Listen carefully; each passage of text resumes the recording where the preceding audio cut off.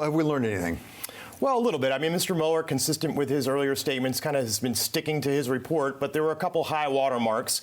I think one that stood out was his comments that had the president, once he leaves office, that he could be a person that's charged with a crime. And we heard several of the congressmen go through that repeatedly. But Seth, wasn't that established law? I mean, the Justice Department itself says that. I mean, that's not really new, is it? It's not new, but to hear Mr. Mueller state it outright like that, and to have congressmen kind of lay out the elements of the offense of obstruction of justice, and then adeptly kind of tie in, once he leaves office, could he be charged, and have Mr. Mueller say, well, yes, that could be the case, has an effect. Okay, what else have we learned? Well, that Mr. Mueller stated that, of course, at the beginning, in response to Mr. Nadler, that this report did not totally exonerate the president, as Mr. Trump has repeatedly stated. So that, while again is a statement we already knew, to hear Mr. Mueller state that definitively was a moment that I think the Democrats will jump on. And then you have the entire context of what this all means.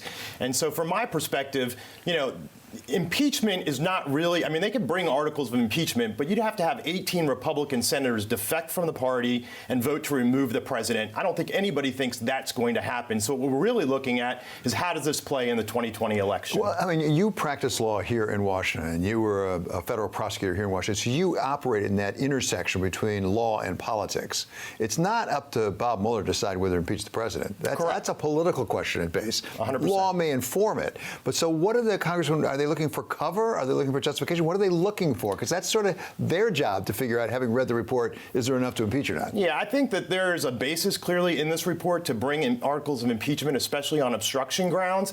The question these politicians are having to answer is, does it make sense politically going into the election cycle? So just on that narrow question of whether there's enough legally to bring charges of impeachment, of obstruction of justice, if he attempted to obstruct justice, but the people he told to do things didn't do it, is that a crime? Because yes. The report basically says he tried more than once, the president did, to try to get them to stop things, and they just didn't do it. Yeah, the failure to actually achieve the ends is not a defense to the crime of obstruction. So if you try to do it in a way that meets all of the elements of the offense, that can be charged alone. At the same time, as a prosecutor, if this were a private citizen, not the president of the United States, would it mitigate against that in fact there were other things he could have done to shut this down he didn't do? And by the way, he did cooperate, and he had his people cooperate with the investigation. Does that mitigate against his trying to stop the investigation? I mean, he did not sit down for questioning, so I guess whether he cooperated or not is a debatable question. But prosecutors can take into consideration mitigating factors. My opinion is that seeing 10 instances, putting that together as a pattern and practice, that would be enough to charge. So if you were a congressman on the Judiciary Committee, or about to be the Intelligence Committee coming up shortly, Republican or Democrat, what would you ask Bob Mueller that they're not getting at? Well, I think that they're asking all the right questions. Not surprisingly, he's not answering a lot of those questions.